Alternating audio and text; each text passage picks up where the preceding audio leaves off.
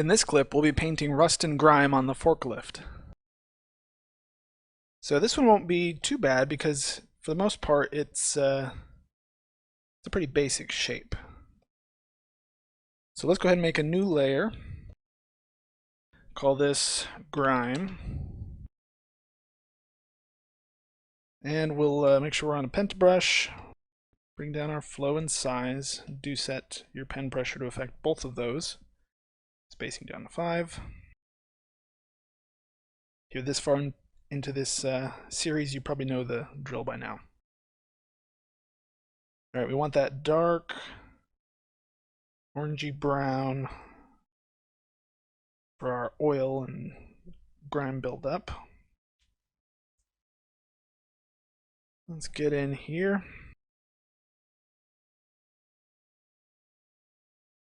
Let's bring our flow way down. Size up just a little. This is where everything would catch.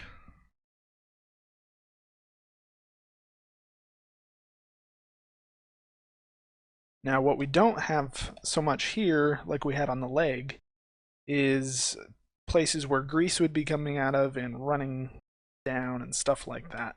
So this will really just be more, where would dirt and gunk get caught in the nooks and crannies, and then we will go ahead and add a little bit of rust in some places where it makes sense. And usually where that makes sense to add is in either a place where water might catch and sit, or near places where the metal's really worn off and the rust would have a chance to build up since it got past the paint.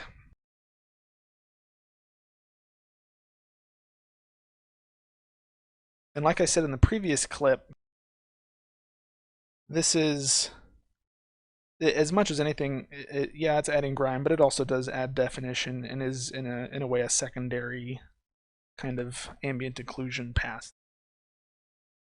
It's just a little more organic than the ambient occlusion pass. Alright, so we're getting some dirt in there. Let's go ahead and do the same for these kinds of things. It'll really help that feel a little more natural. Right now it's just a stark contrast of light and red there. That dirties it up a bit. Definitely get our grime right in those cracks. And what'll be more important on this, probably even than these little details, is the overall dirtiness that we're going to add. Those bigger splotches, because this is the part that the machine uses to interact with everything. So it's going to end up on the ground in the dirt, digging under stuff as it tries to pick up a crate or whatever. So think about those things and how much dirt's going to get shoved up in this front part. And again, I'm not going to make you watch me do this whole thing because this is the slow, tedious stuff. I do want to get a little bit more backside here.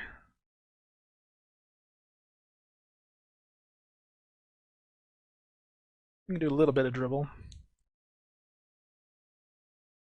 Just not too much. And with stuff like this, again, I really like to come in and do some just little bit on the edges. It really just brings it out, and yeah, it's all about just getting contrast in the right places so what you want and what's important pops. And you can spend a lot of time doing this because you could focus on every one of these scratches. You can take that as far as you want. Okay, so let's look at rust. Make a new layer, call it rust. Going to bring up our color here because we're going to be swapping back and forth a lot. Let's bring this up a little lighter. And let's think about where rust would be. I'm actually going to, for this part, transition over to our taller pieces here.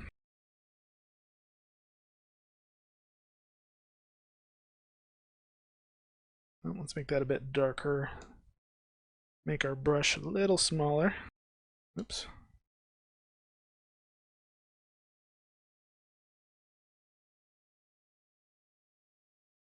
So right in places like this,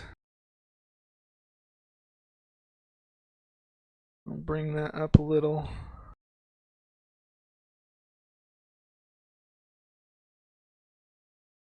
We'll bring it a little redder just to get the color variation. A little darker. Just want to kind of work it in so you don't get something that's too clean, too clear. It should just look like metallic flakes of rust where it's just really started to wear into that metal. Let's make it just a little redder and get some light flakes in here just for highlights. Not too many. Bring down that opacity a little bit on that layer. Just enough. Give it that extra bit of wear. And I'll do that on a place like this where that metal is really exposed.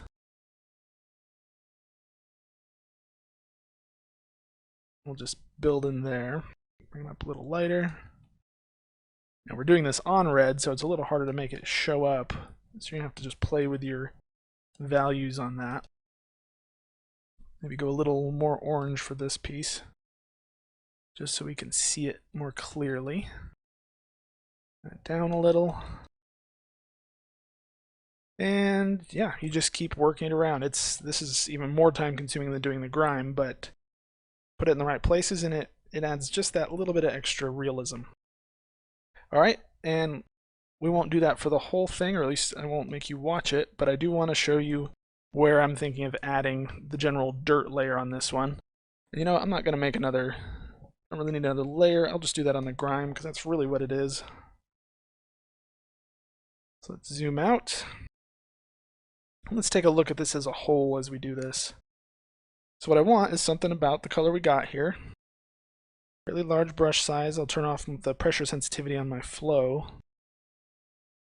Or excuse me, rather on my size. I want the size to be consistent.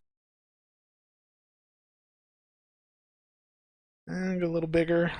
Not that big. There we go. So the dirt, definitely going to get it on the bottom here. Definitely going to get dirt build up in a place like that. General splotchy dust buildup in these places. So, I mean, this is a farm equipment, man. This is digging in the dirt. You don't want it to be too much, but it's just that feeling, you know, when dust has settled onto something that it takes out contrast. Everything else we do, we're trying to add in that definition, but this is something that should look like a haze of dust just over top of it. And this is more about adding color. Not about contrast, it's about color.